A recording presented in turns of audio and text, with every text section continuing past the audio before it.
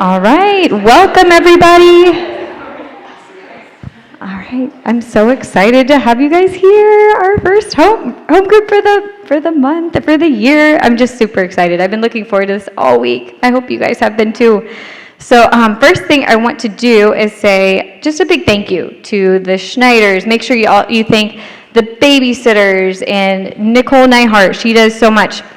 I look like I do way more than I do just simply because I stand up here. So seriously, give them all, a thank you and appreciation for all that they do to make this happen. And I feel like I have a ton of announcements. I was teasing Olivia that I'm like, I'm not going to have any time for Shelley to speak if I keep getting another thing. So one thing you probably noticed is we have a new system for childcare. So we have like little name tags that they're putting on them, and also have your phone number wrote down. So that way, if your child needs to get in touch with you for whatever reason, they will be texting you. So try not to ignore your phone if you get a text message while Shelley's up here. So that as well. So also, we as moms, we like to talk, right? Especially as homeschool moms, so when we get together. So one thing, we have a couple different options, and one is that we were considering opening the church just like an hour or two early. If anyone wants to come and go to the basement, bring a sack lunch, and just hang out and chat, you'd just be in charge of cleaning up your area, your mess, and then we'd come up and start our home group. Just let me know if you'd be interested in that, and maybe we can get the ball rolling on it. Another thing we were talking about and considering was having like a mom's night out. There is a massage therapist in Morning Sun who will do massages for like $1 a minute, and we could all just get together and just hang out, relax, and have massages. To me, there's nothing sounds better than hanging out with my homeschool moms and getting a massage. So we'll keep you posted on our Facebook group about that as well if we're able to find a location and such. So that's in the works right now. We have a lost and found box in the back, so if you've happened to forgot something, probably last summer by now, just, check it out. And I'm just thinking, hope that's not mine. But anyway, so check out the lost and found if you forgot something maybe. And we also have a bunch of bread in the back that Olivia gets given to her by neighbor. If you could use any, feel free to take some home. And I think that should be about it for announcements. So every year, I feel like I start with the same verse and for a good purpose, because I feel like it just helps lay a foundation for why we do what we do, and trying to follow the Lord. So I'm going to read Deuteronomy 6, 4 through 9 here this morning. And it goes like this. Hear, O Israel, the Lord our God, the Lord is one. You shall love the Lord your God with all your heart, with all your soul, and with all your strength. And these words which I command you today shall be in your heart. You shall teach them diligently to your children, and shall talk of them when you sit in your house, when you walk by the way, when you lie down, and when you rise up. You shall bind them as a sign on your hand, and they shall be as frontlets between your eyes. You shall write them on the doorposts of your house and on your gates. And another one that's just a favorite of mine that I'd like to read here. It is about it's the stories about Moses when the Lord is passing before him. And he could say anything, but God talks about what he is like. He lists his attributes. And I think this is just the sweetest thing, to just be reminded of what God is like and how and so I'll just go ahead and read it here. So this is Exodus 34, verses 5 through 7.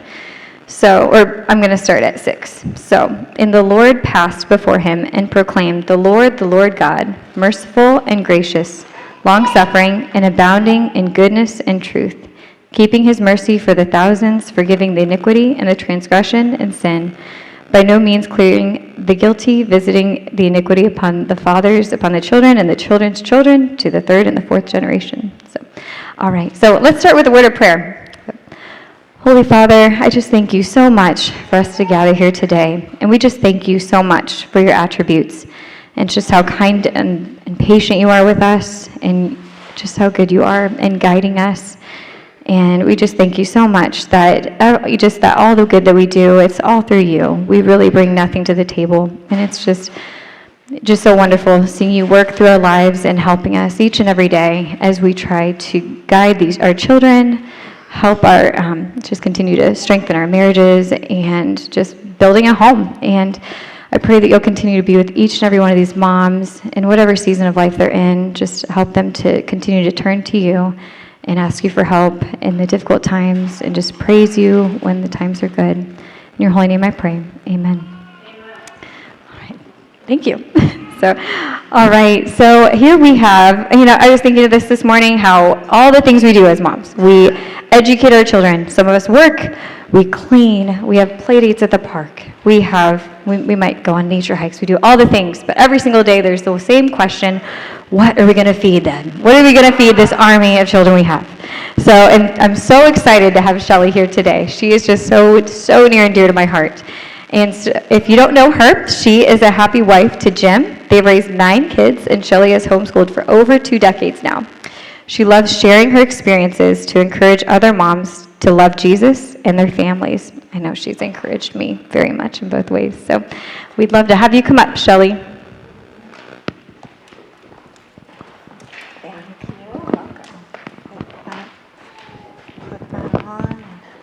Hopefully not drop it. I drop my phone all the time. It has an OtterBox on it because the kids knew if I had a phone it needed like something really substantial so that it didn't die. And that has worked, so maybe if we could do an OtterBox next time. I'll do my best. So thank you everybody for coming, and thank you for inviting me and having me here. Once upon a time, I'm going to start with a fairy tale. Once upon a time, there was a little girl, and her mom cooked meals for her all the time, and she didn't even notice. And then her stepdad actually cooked for her, and she hardly had to do anything. And once in a while, she had to cook on weekends when she got older for her dad, but it was always like macaroni and cheese, and she could make a mean frozen pizza. And then she got married, and this person she married thought that they had to eat all the time. And so she got kind of used to that, and our heroine did her best, and they would plan meals and just go out to eat often also. And then she started having all these other little people who required a lot of eating, and she really wished that she had not gotten that habit started of eating all the time. But now she needed to do 3 meals a day and snacks, and then because it wasn't enough work, she decided to homeschool so that she could feed them all the time for the rest of her life, forever and ever, 3 meals a day and probably at least a snack. And for forever and ever, that end, and that wasn't a very happy story. But it's kind of where we end up sometimes. So I would like to know who likes to cook. Just raise your hand if you really love cooking. Okay, yeah, it's kind of, you have to do it, but okay, who likes organizing or planning things? And that could be food or just anything. Who's like that? Okay. So I think I still have something for you, but I don't like any of that. I like to eat. And I do have evidence of that, like not just evidence, but this is from the watermelon we ate today. So I really just like to eat, and so my kids do too. So we needed a plan.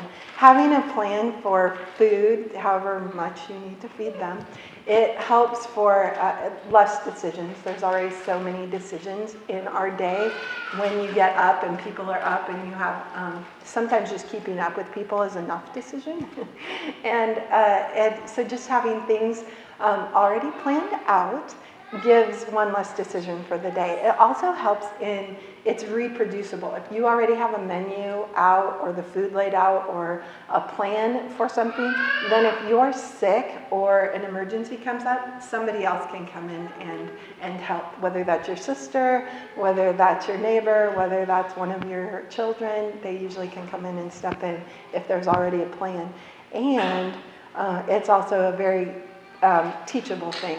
It's so great to help our, like the heroine in our fairy tale did not start out with a lot of skills in planning or actually even in cooking.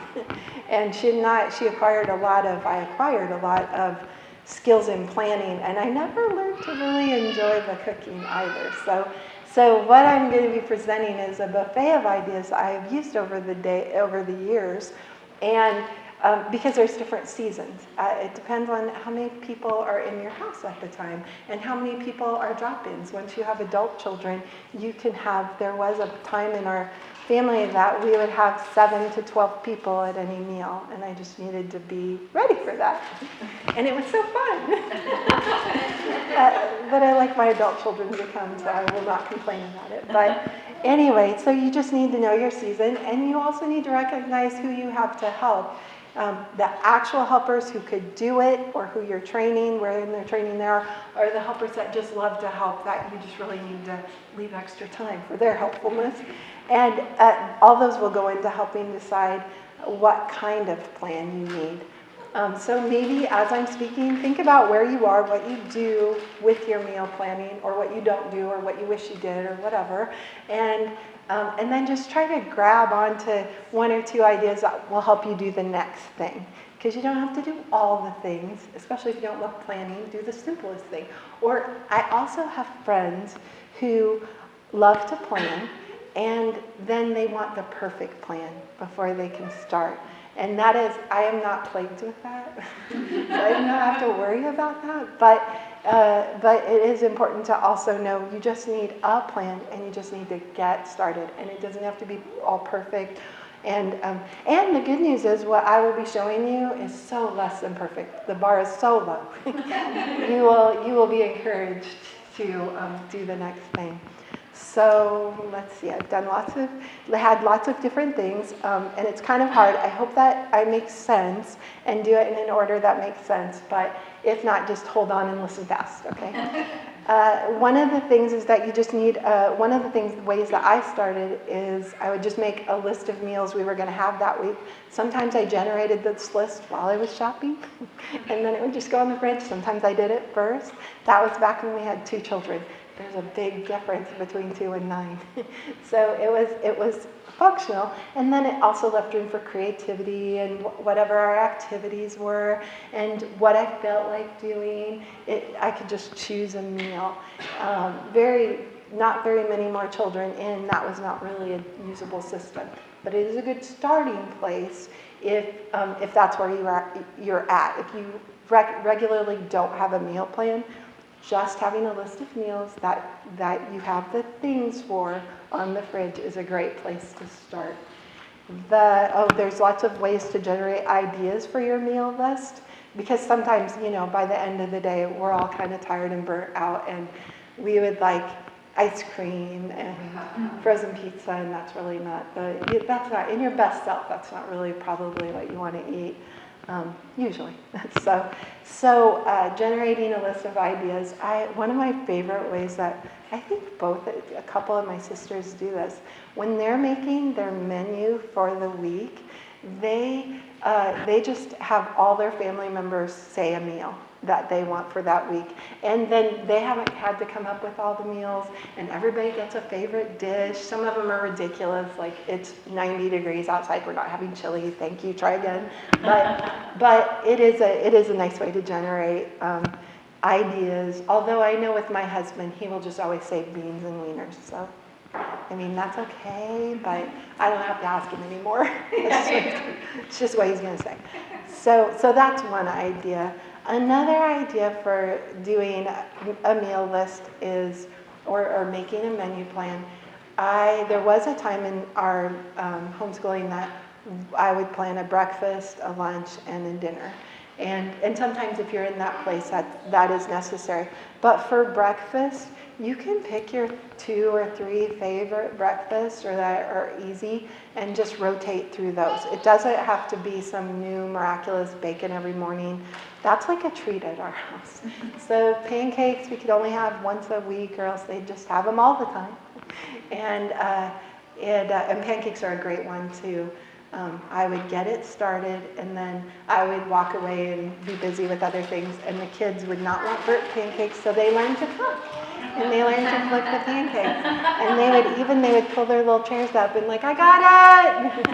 So yeah, it's also a good training tool. But I think pancakes are. But just picking out, we would have pancakes and cold cereal and eggs. And that's all. It would be pretty simple. We didn't make it too difficult. So having the same breakfast that you rotate, or you can have oatmeal. I forgot oatmeal. It's a wonderful thing. But and you can just do that same breakfast all the time too. That's always a choice. Abraham Lincoln did it. Your kids will survive it. And then for lunches, that was a game changer for us too. I had a friend that would only ever have the stuff for sandwiches. So that's what they had for every lunch. And then the kids were able to get it out and put it away easily. And it was a little boring, but you could add fruit, you could add canned fruit, you could add fresh cut vegetables and potato chips if your family does that. But it doesn't have to be super big and exciting. It really can just be. And also, I think along with that, we also had, I had a time where the kitchen was closed, or else people would be in getting snacks since you're at home all the time. So having breakfast is done, the kitchen is closed until lunch or until if you have a morning snack or whatever. That is, I found that a really helpful thing also. If you're gonna move on from just the meal plan on the list, just the different meals, you can plan each day a specific meal, and I just do the main part of the meal. I don't write every vegetable or every fruit that we're having, and I'll explain that more later, but I do the main meals, and you can do just a weekly plan just on a piece of paper. I use a whiteboard actually, and then everybody can see it, and while you're training people to help or lay things out or get the meal started if you're running late at an appointment or something, then it's all right there on the fridge. And when they ask what's for dinner, I have all readers. They really should never have to ask me, but they do. And I pretend I'm thinking, and I can't remember, and I take a look on the fridge. But another way to do it is to plan a whole month in advance. I did this for a while, and the upside is you could actually use the same, if you're picking 20 to 30 different meals, you could actually do this for 3 months and then get your fall plan going, and just cycle through different menus 3 months at a time, and they're not going to get bored of the food because they're going to only see it once a month or twice a month normally. And there's ones without the days of the week written, so that's one of the handouts that I'm sharing that I brought, because that was a very effective plan. I, however, as I mentioned, am not a planner, and I would just write the menu and get it all done, and then look at the calendar, and that didn't always work out very well. So we would end up moving things and switching things around, and then the paper gets kind of messy. So if you do use the same menu for 3 months in a row, and you don't plan ahead or see the future and be able to predict things well, just have several copies so that you can write on it and not like, it's all messed up. And typically, we have pizza, or we used to when the kids were younger, we would have frozen pizza on Wednesdays. So we always would just count on that.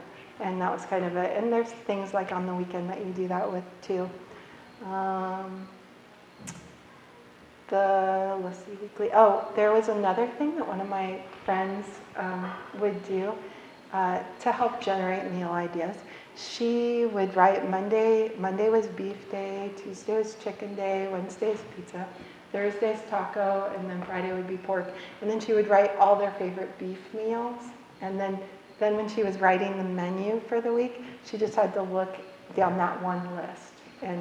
And the same for Tuesday. And there's only so many, taco burrito, which I think that should be in every week meal plan. But anyway, whatever your family prefers, to be able to categorize it out, that way you can look at it.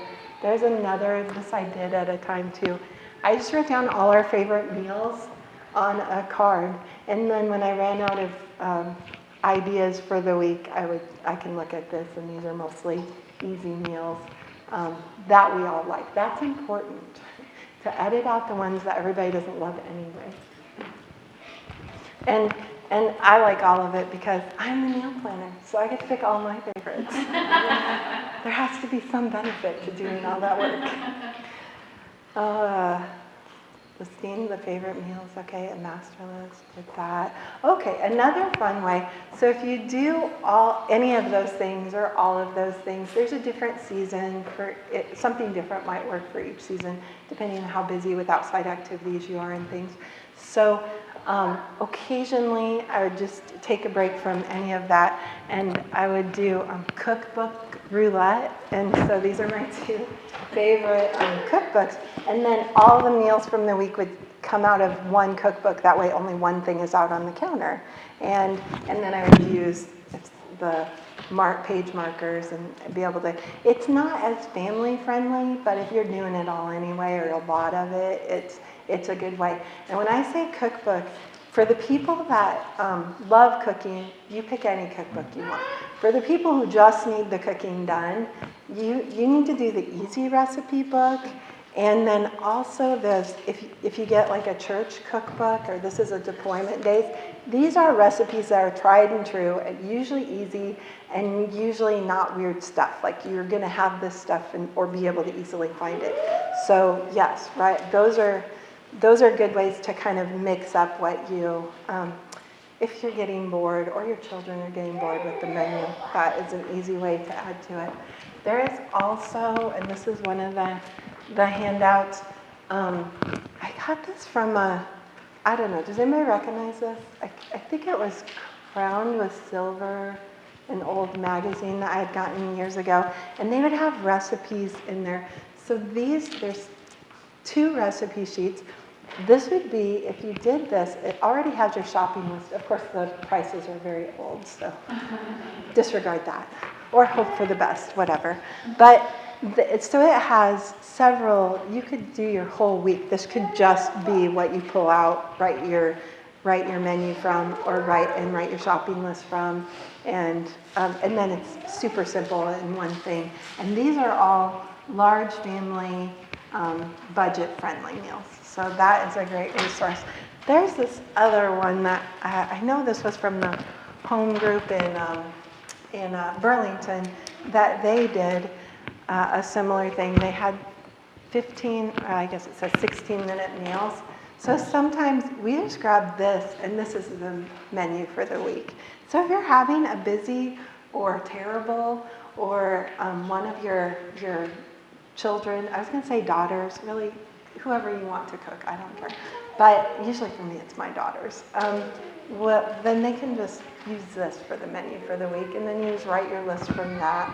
And then I also brought to share turkey burgers. That's one of our favorite recipes, so I thought you guys might like that.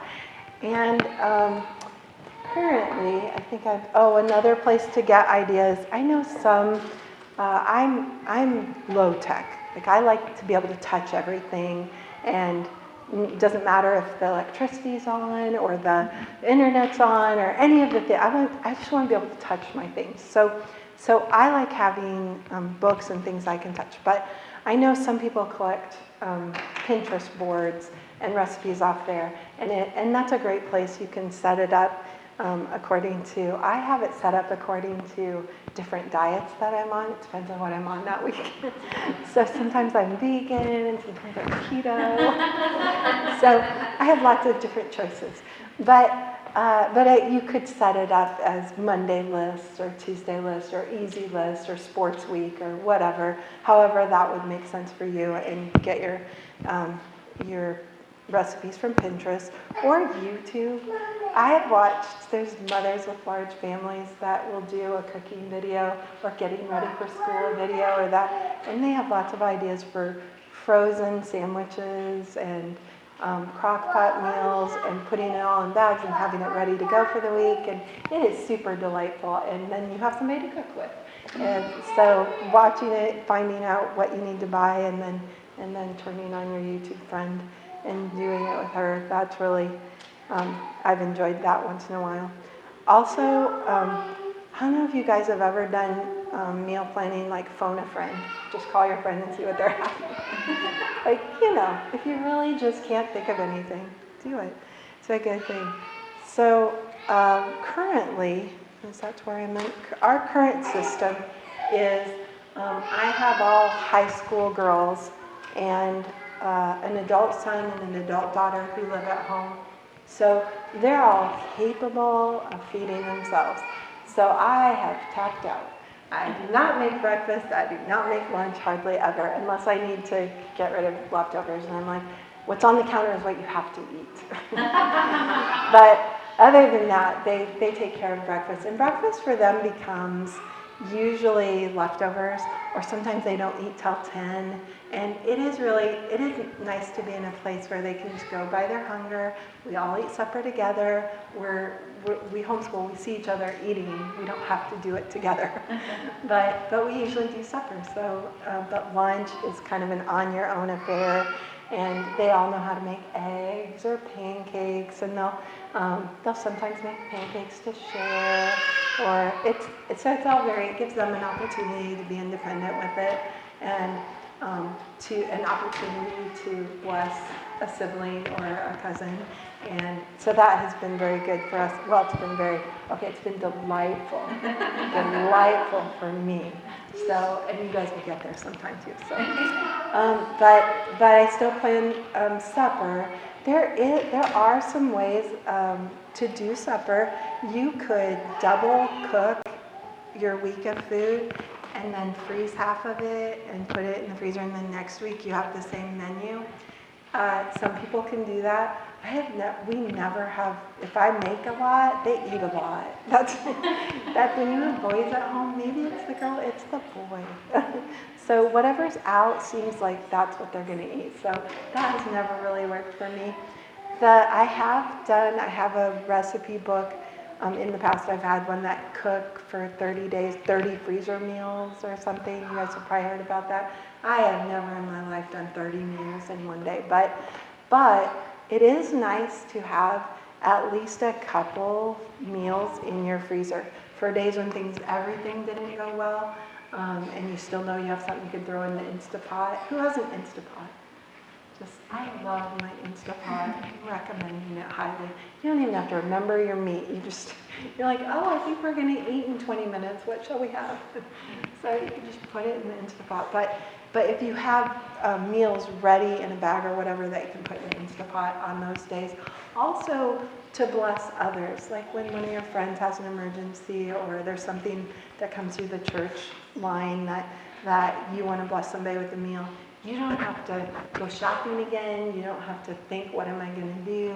You have an extra meal in the freezer to bless somebody else. So that has been a super benefit too of doing that. I think I talked about this last time, but it has been super helpful to me. So this is the cookbook that we mostly use, and it has all my recipes are in page protectors. And so this is how I menu plan, or if whoever's turn cook is, they can menu plan if they want. And they just go through and pick out the recipes from the front, pick out what they want. I have some cards in the middle too that they can choose any of those.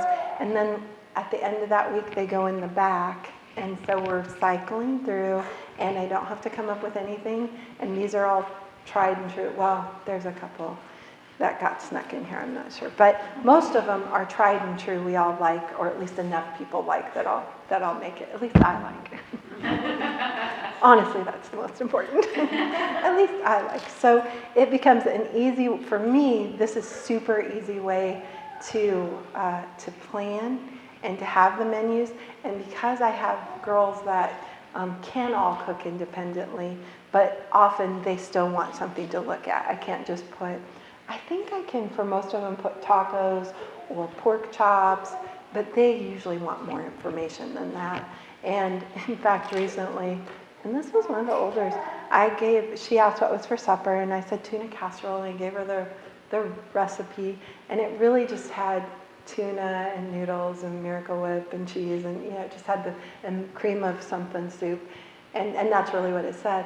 And she goes, that doesn't tell me how much. I said, well, double it, because we have a lot of people. And she started laughing. She said, that's actually worse. I don't even know double what.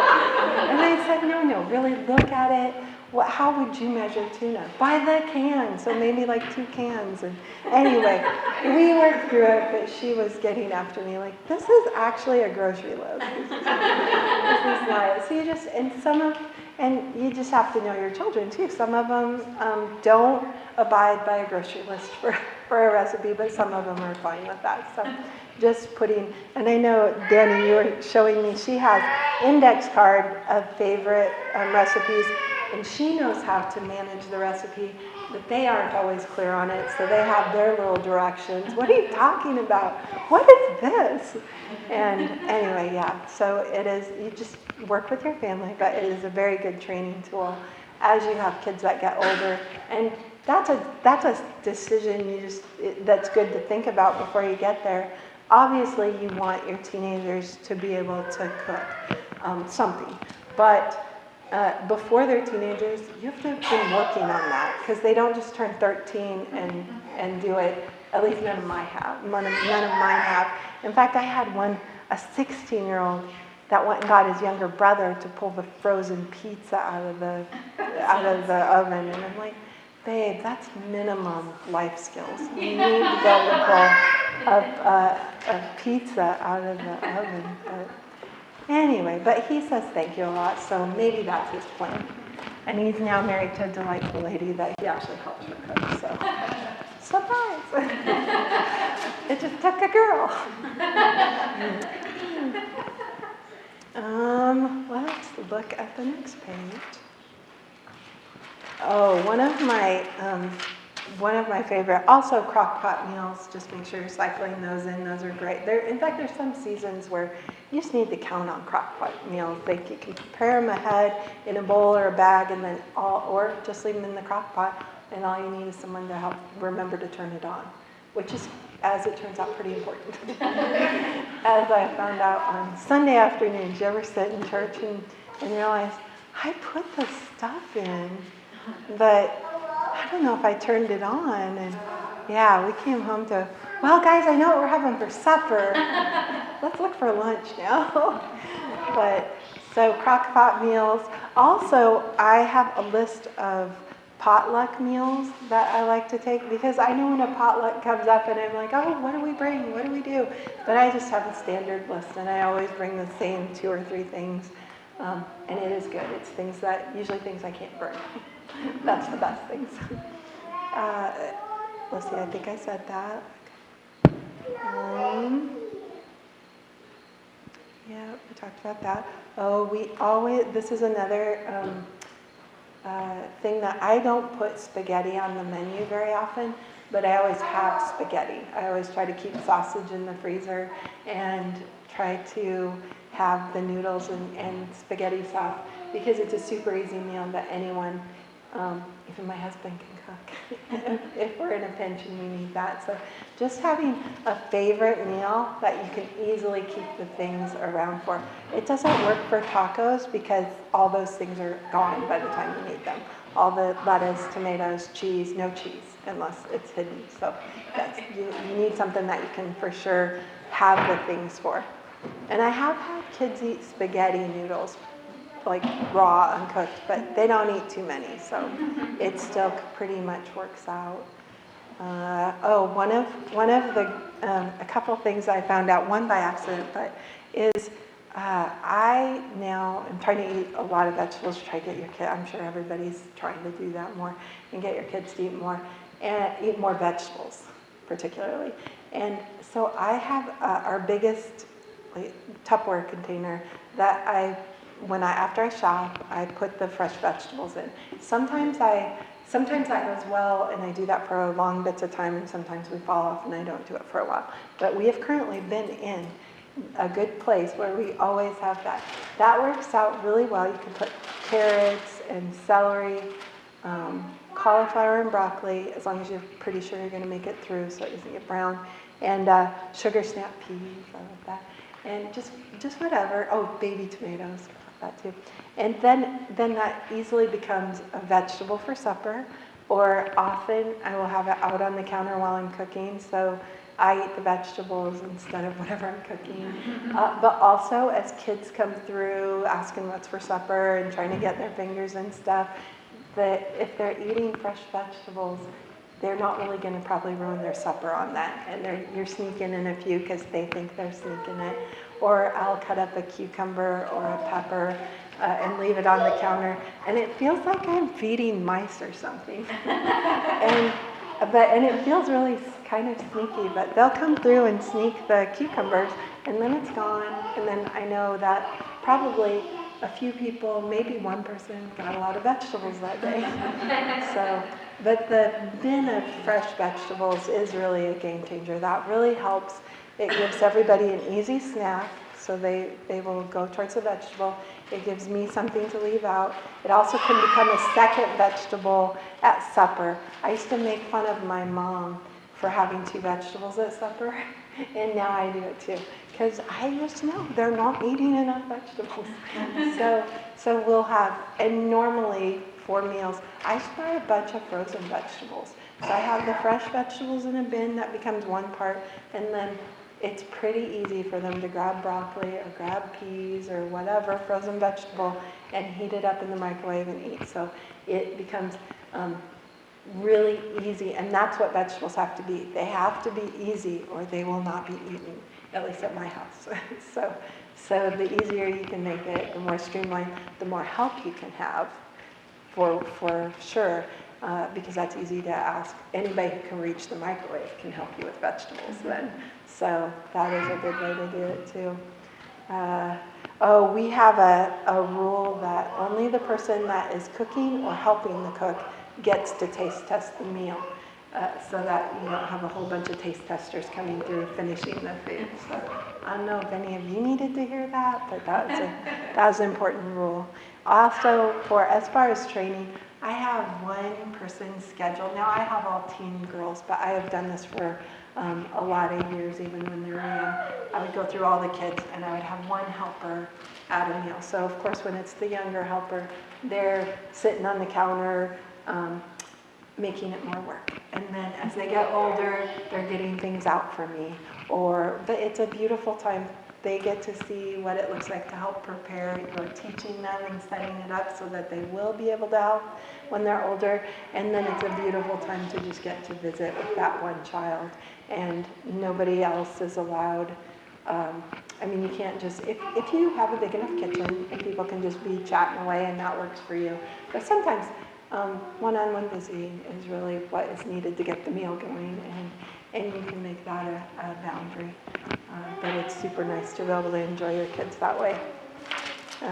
Also, if you have younger children, make sure and just leave, as you're planning your schedule, make sure and leave that training time so that you're not always just in a super big hurry so that you can never include them in the prep work or in the cooking. They really, most kids really, little ones especially, like it, but it does take making sure you're managing your time to leave that, because it is a valuable time and it will pay off when you get to be my age and you have 3 girls that can cook. So, which is super delightful. So you need to set yourself up. You're setting yourself up now. You're managing your time so that you can have that. I would also encourage you to have, if you don't, have a list of things that on the fridge. I just have a notepad with a magnet on the back, and that is where everybody is supposed to write what we run out of. And that is set as soon as people can write and are helping you cook or getting their own food, they already need to be in the habit of writing it down. If you have waited until they're tall and actually cooking, it's probably too late. You need to get everybody in the habit of writing down what they ran out of. And that has been, we still run out of stuff. And my favorite is when my niece loves to make cinnamon rolls. And she forgot to write cinnamon down. And that's something you don't run out of very often. I mean, I've had cinnamon that lasted years, until she moved in and makes cinnamon rolls. And so it's not something that's going to be on my list unless you put it there. And then she couldn't make cinnamon rolls. And I was like, oh, guess she'll remember to write it, I hope. So anyway, we also have an extra things downstairs. So I have extra flour, extra sugar, extra oatmeal, that kind of thing. And extra food supply, all that emergency type thing. But when they go and get something from there, they are supposed to, and they're all old enough and tall enough to write what they get, because I want to replace that. And yet we have still completely run out of things. So it's not a perfect system, but it's definitely worth the energy and effort. So, okay, I think, and I showed you the handouts you can get afterwards. Are there any questions or clarifying things or ideas that anybody wanted to share? Was anything kind of new or a different idea, or are you guys all like, nope, heard it all, I'm not doing any of that? Or maybe your kids don't like eating all the time, that's probably. I like the idea of having each family pick a meal for the week, family member or somebody. Yeah. Because that happened recently. One of our boys said something about, I really love when you make that mac and cheese, and it's like souped up mac and cheese. Uh-huh. I'm like, oh, I made that in a long time, and I'm like, ding, ding, okay, I'll make it tomorrow. It was helpful, and then it satisfied him, and a lot of the other family liked it too. Yeah. So, In that binder you have, like, if it's from a cookbook, do you like put a photocopy of it from the cookbook? Oh, yeah. You're welcome to look at and look through anything. So yeah, I just make copies of stuff. A lot of the recipes that look kind of like this came from a program that I bought that I don't remember anything about it other than I bought it and had to print it myself. But I was going to say, another thing that goes with that about collecting the favorite recipes in a binder is that as you have teens that are about to leave, they can start collecting their favorite recipes. Just take a photocopy of it and get their own binder, and then they leave the house with meals that they like, that they now have the recipe. Unless you're afraid that's the only reason they're going to call you, and then don't. But it gives them. My daughters never took me up on that, but my niece, who lives with us to do homeschooling during the year, she loved that because she did not have the same opportunity to cook, going to public school and in a different environment, and the cinnamon roll girl. So she loves to bake, which I don't love that she loves that. We do not need cookies twice a week, but she does. And I love that she loves to cook. And I love that she did start creating her own binder so that when she goes home and when she's out on her own, she has meals she knows she can cook, and she knows she likes. So, yeah. I'm always like, I don't think I'm doing this right, or whatever, and I'm like, maybe I do know what I'm doing. You're like talking, maybe that, okay, maybe Yeah. I'm not so far off. Right. doesn't have to look a certain way. If it's a plan that works with your family and your season in life, it doesn't have to look super official or super like that. Wherever that book is, it's there's pages that don't come apart because they're stuck together with goop. So it's all very real. I just love your tip on having the fresh vegetables out while you're because that's always my struggle of like between 4 and 5, like that's when they want a snack. Like they didn't think about it at 2 or 3. Yeah. And I don't want to say like, yeah, sure, you know, all the time. So yeah, something's all about like a fruit or vegetable patch. But having it out and like, okay, do you really gotta have something that you can smell and you're just starving, like you're not a bite of this. If you're hungry enough to eat a carrot, go ahead. Yeah. Yeah, that was super helpful. And I feel like even, well, for everybody, for my husband too, who comes through when he's getting hungry. Like, babe, it's vegetables. And then you can be a yes mom instead of a no mom, which feels really good to everybody. Well, thank you. And yeah, the handouts. I will take the paper clips off and you can just come and get one of everything.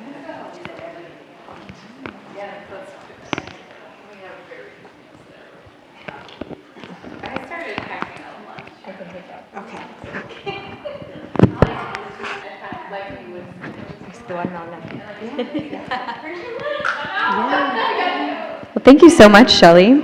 And we all have discussion questions. If you don't have them, there's some up in the back we can go over. And we can break up into groups or whatever works for you guys. And October 4th will be our next gathering. And it's going to be Candy Huber coming to talk about the 8 Great Smarts. I don't know if you've heard of that book. It is so fascinating. It's really, I highly recommend it. So, yeah, if you get a chance to like read it sometime this month, especially kind of prep for it, it's so good. So she's coming for that. And I think that's about it, unless you got something to say. Okay, all right, thanks, guys. Yes, oh. Also, if some of you guys don't like being notified on Facebook and would rather be notified by text, there's a sheet by the drinks. So just like put your number and then I'll text you instead of Facebook. Yes. So if we have a get-together or something of the sort, oh, goodness. So yeah, just write down your number and we'll text you anything if we have like a get-together outside of here, so. Well, actually, no, I do. Okay. But I do it.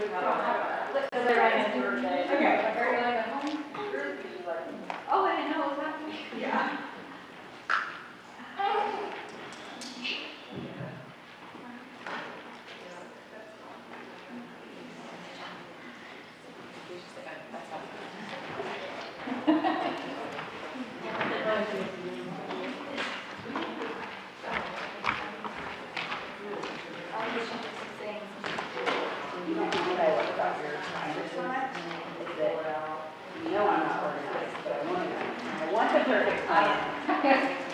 But I never get the perfect plan, and that was really permission to have a crazy plan.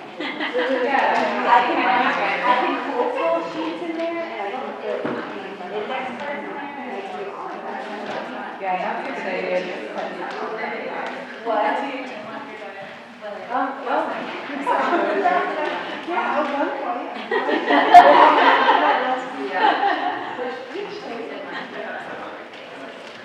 I recognize what everything else I'm on this too, and I'm not really great at it. So I was like, oh, sure, she's got it all done. But then and I was like, well, this isn't as great as I thought it would be. I looked through it in a year, and I tried to do almost all of them. Some of them are like, I never. Yeah, it was like, that's what it's done. But then after I made it easier, I could do so much more. Because I have a problem